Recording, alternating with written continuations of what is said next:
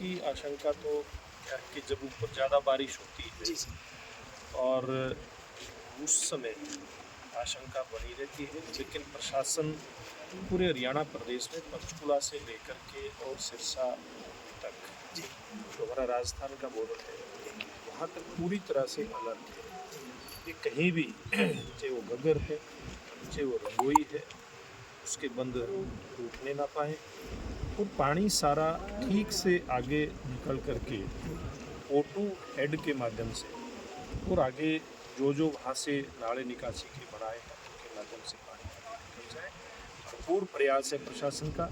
हमारा प्रशासन के साथ साथ सब पंचायतें भी, चुने हुए प्रतिनिधि पूरे हरियाणा प्रदेश में घग्गर के आसपास के क्षेत्र में निगाह बढ़ाए हुए, सामाजिक संगठन भी और गांव के आम नागरिक भी, शहरों के नागरिक भी आकर के इस सारी स्थिति के ऊपर निगाह रखे हुए हैं।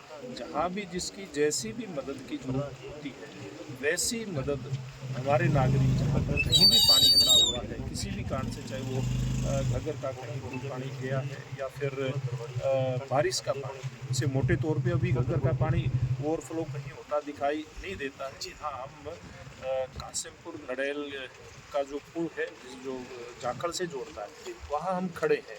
अब कासिमपुर नड़ेली गांव के अंदर खेतों में पानी खड़ा है, लेकिन वो घग्गर का पानी नहीं है, वो पानी बारिश का है। जी घग्गर के अंदर ज़्यादा पानी होने के कारण से उस पानी की घग्गर के अंदर निकासी होने में दिक्कत आ रही है। तो इस प्रकार की व्यवहारिक समस्याएं हैं और प्रशासन पूरी तरह से निगाह इस पे लगाए हुए है, कहीं किसी भी प्रकार की कोई दिक्कत ना आए, इस बात का प्रयास सब लोगों का है।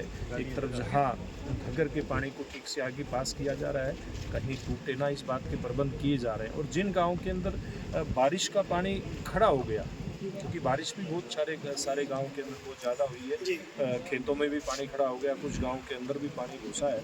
अंदर के पानी को निकालने की व्यवस्था करी थी प्रशासन ने। लगभग गांव, किसी भी गांव में अब की रिपोर्ट है पानी गांव के अंदर नहीं है।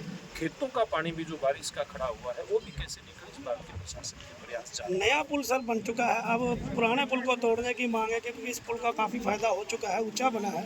अब पुराने पुल की मांग है भी उसको जल्द से जल्द तोड़ दिया जाए सर। देखिए, ये पुल जिसके ऊपर हम खड़े हैं, जी ये पुल नया बना है। पीछे जब एक बार बाढ़ आई थी, मेरा आना हुआ था, तो हमारे आसपास के गांव के किसान भाइयों ने उस समय मांग करी थी कि नया पुल बनना चाहिए। उसी समय मैंने मुख्यमंत्री उस समय के मनोहर लाल जी से आग्रह करके इस पुल को मंजूर करवाया था। ये पुल बन करके तैयार है, लेकिन अभी अगला पुल जो आप देख रहे हैं, पुराना पुल जो देख रहे हैं, वो नीचा था, पुराना हो चुका था, कंडम भी था, इसलिए उसको तोड़ने की प्रक्रिया भी उसकी चलाई जाएगी। लेकिन अभी क्योंकि स्थिति ऐसी नहीं है कि अभी इस पुल को तोड़ा जाए, जब ये पानी इसमें घग्गर में कम हो जाएगा, सामान्य जब स्थिति आ जाएगी पानी की, निश्चित रूप में उसके बाद जो भी एक प्रक्रिया होगी इसको तोड़ने की, वो हमारा इरिगेशन विभाग उसको शुरू करेगा। क्षेत्र के लोगों को क्या तो एक बात कहना चाहूँगा कि पानी, क्योंकि बारिश ऊपर लगातार जारी है, आज भी पंचकुला में भारी बारिश हुई है, उधर से घग्गर का पानी, जो उस बारिश का पानी घग्गर में आता है वो,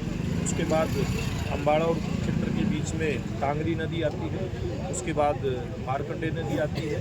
उन नदियों में भी भरपूर पानी आज के दिन है, लेकिन अभी भी स्थिति जरूर चिंताजनक है।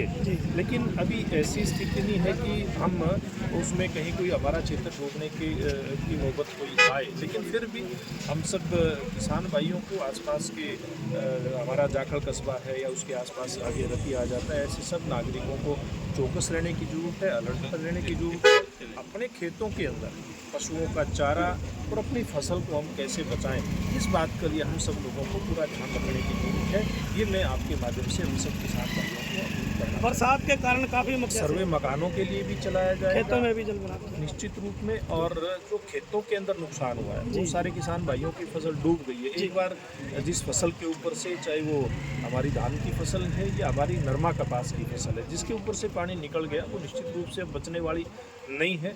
उसके लिए क्षतिपूर्ति पोर्टल खोला गया है। और रात भी मुख्यमंत्री जी से बात हुई थी, जिला के अधिकारियों से लगातार मैं संपर्क में हूँ, DC SP सब अधिकारी संपर्क में हैं। और हम सब जहाँ कहीं भी नुकसान है, क्षतिपूर्ति पोर्टल के ऊपर अपने नुकसान की जानकारी जरूर दें। जहाँ कहीं कोई मदद की जरूरत है, सरकारी कर्मचारी मदद के लिए तैयार है, हमारी पार्टी के कार्यकर्ता भी मदद के लिए तैयार है, बहुत सारे सामाजिक संगठन भी मदद के लिए किसानों के आगे आए हुए हैं। तो हम सबको एक साथ मिल करके, एक दूसरे से जुड़ करके ये जो संकट की स्थिति सामने दिखाई दे रही है, इससे निकलने का प्रयास करना होगा। Thank you.